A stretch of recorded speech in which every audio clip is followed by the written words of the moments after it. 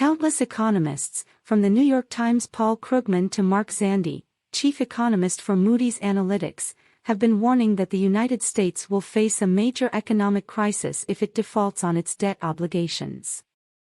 In an analysis prepared for the Senate Banking Committee's Subcommittee on Economic Policy in early March, Zandi and some colleagues estimated that a debt default could lead to a loss of 7 million jobs in the U.S. and a 2008-like economic crisis.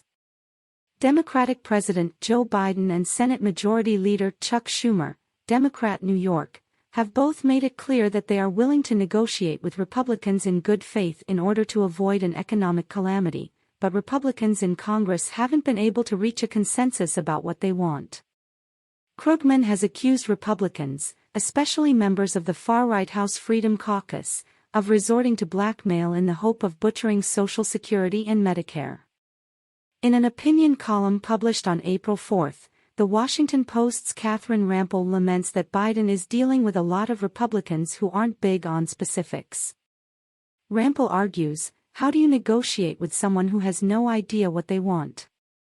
That's the challenge for President Biden, as Republicans say he must satisfy their fiscal demands before they'll raise the debt limit, even though they, b, can't decide what those demands actually are, and they, c, have zero credibility for delivering 218 House votes for whatever those demands eventually turn out to be.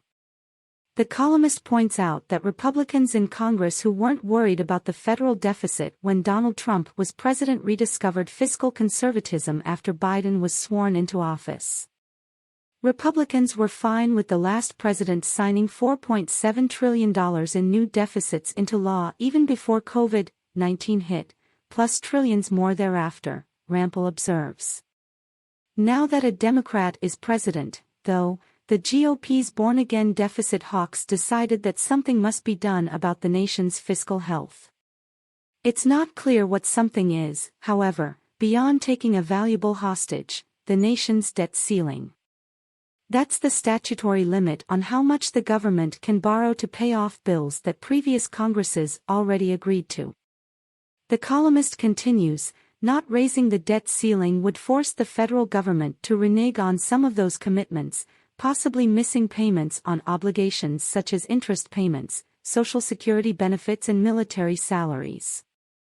The other potential consequences of an even accidental default include, in the near term, a global financial crisis, and, in the longer term, higher borrowing costs, because the United States would no longer look like the safe, reliable borrower we have always been.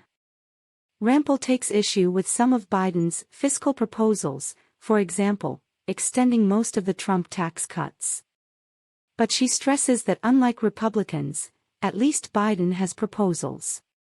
Republicans, on the other hand, appear to have abandoned any pretense of a counteroffer, the columnist warns. They have no budget, nor even the basic outlines of one.